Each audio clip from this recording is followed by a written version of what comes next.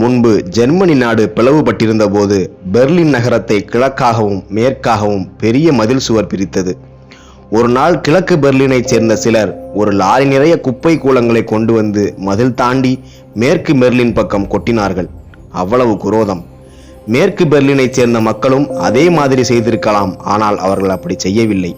மாறாக ஒரு லாரி நிறைய உணவுப் பொருட்கள், ரொட்டிகள், பால் பொருட்கள் மற்றும் மளிகை சாமான்களை கொண்டு வந்து மதில் தாண்டி இந்த கிழக்கு பெர்லின் பக்கம் அடுக்காக அடுக்கி வைத்து விட்டு போனார்கள்.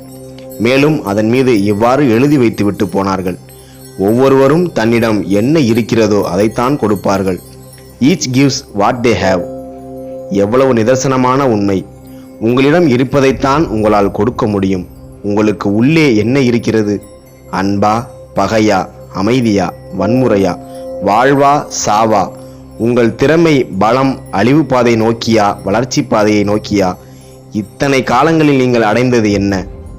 ஒவ்வொருவரும் தன்னிடம் என்ன இருக்கிறதோ அதைத்தான் கொடுப்பார்கள்.